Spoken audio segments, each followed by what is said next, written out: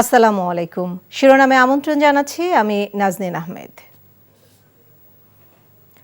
ফিলিস্তিনি জনগণের প্রতি সংহতি এবং ইসরায়েলের বর্বরতা ও গণহত্যার প্রতিবাদে রাজধানীর সোহরাওয়ার্দী উদ্যান অভিমুখে মার্চ ফর গাজা কর্মসূচি আজ বেলা ২টায় ৫টি পয়েন্ট থেকে মার্চ শুরু করে বেলা ৩টায় সোহরাওয়ার্দী উদ্যানে গণজমায়েত হবে।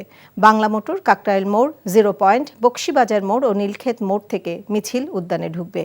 জাতীয় মসজিদ বাইতুল মোকাররমের খতিব মোহাম্মদ আব্দুল মালেক এই জমায়েতে সভাপতিত্ব করবেন বলে আয়োজকেরা জানিয়েছেন।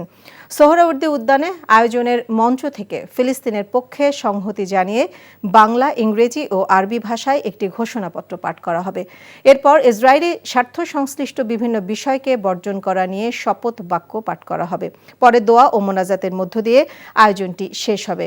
আলোচিত ইসলামী বক্তা মিজানুর রহমান আজহারি, আস-সুন্নাহ ফাউন্ডেশনের চেয়ারম্যান শায়খ আহমদুল্লাহ, বিএনপির স্থায়ী কমিটির সদস্য সালাউদ্দিন আহমেদ, জামায়াতে ইসলামীর সেক্রেটারি জেনারেল মিয়া গোলাম পরওয়ার, ইসলামী আন্দোলন বাংলাদেশের জ্যেষ্ঠ নায়েবে আমির মুফতি সৈয়দ মোহাম্মদ ফাইজুল করিম, জাতীয় নাগরিক পার্টি এনসিপির দক্ষিণাঞ্চলের মুখ্য সংগঠক হাসনাত আবদুল্লাহ সহ বিশিষ্ট ব্যক্তিবর্গ কর্মসূচিতে উপস্থিত থাকবেন। কর্মসূচিকে কেন্দ্র করে কয়েক স্তরে নিরাপত্তা জোরদার করা হয়েছে রাজধানীর গুরুত্বপূর্ণ পয়েন্টে।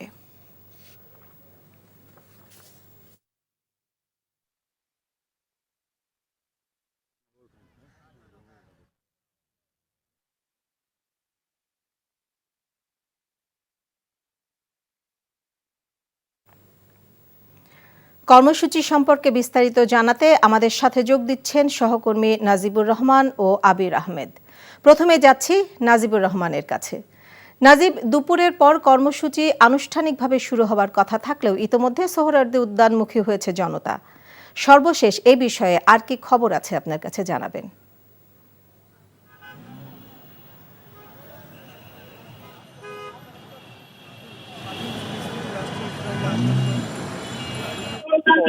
বিভিন্ন সকাল থেকে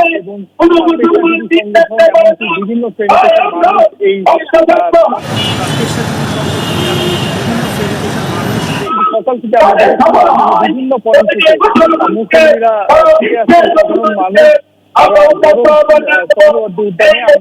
সাধারণ মানুষ উদ্যানে সেখান থেকে দেখছি যে বিভিন্ন বয়সী মানুষ স্বাধীন ফিলিস্তিনি রাষ্ট্রের পক্ষে নানা স্লোগান এবং তাদের পতাকা বহন করে সোহরাওয়ার্দী উদ্যানের দিকে অভিমুখে যাত্রা করেছে। যদি একটু জানিয়ে রাখি, রাজধানীর রয়েছেন তারা কিন্তু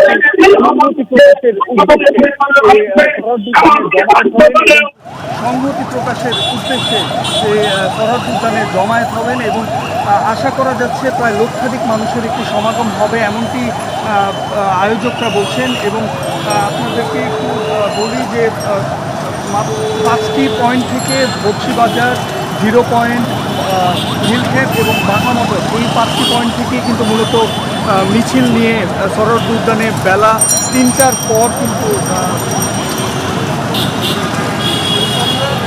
ইসরায়েলি রাষ্ট্রের যেই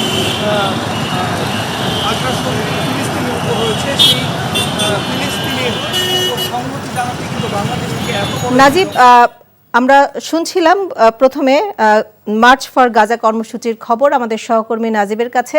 আমরা জেনেছি নাজিব যে বর্ষবরণ উদযাপনের জন্য বানানো মোটিভ কে বা কারা পুড়িয়ে দিয়েছে, তো এ নিয়ে আর কি খবর আছে আপনার কাছে নাজিব?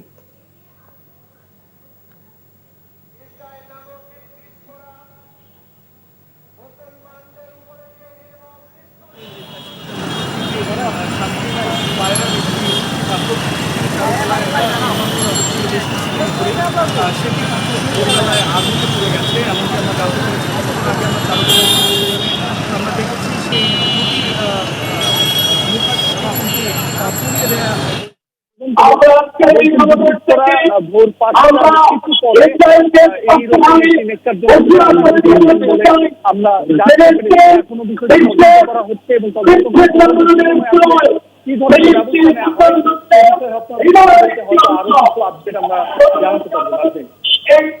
নাজিব আমাদের সাথেই থাকুন। দর্শক, এবার যাচ্ছি আরেক সহকর্মী আবির আহমেদের কাছে। কর্মসূচি ঘিরে রাজধানীর আইন শৃঙ্খলা পরিস্থিতি কেমন দেখছেন আবির?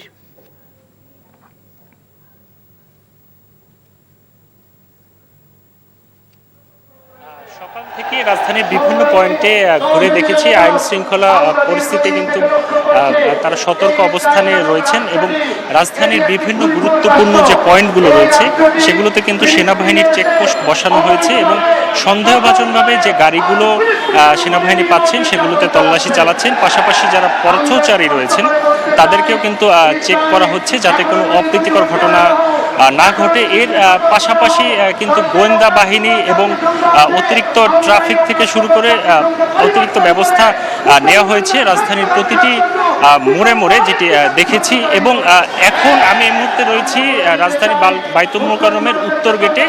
এখানে ঢাকাতে কিন্তু প্রচুর রোড মার্চ কর্মসূচিতে কিন্তু প্রচুর মানুষ ঢুকছে। আমি এই মুহূর্তে এখানে দেখাতে চাই, এখানে প্রচুর মানুষের গণসমাগম হয়েছে এবং বিক্ষোভ মিছিল, ক্ষুদ্র ক্ষুদ্র বিক্ষোভ মিছিল এখানে জড়ো হচ্ছেন।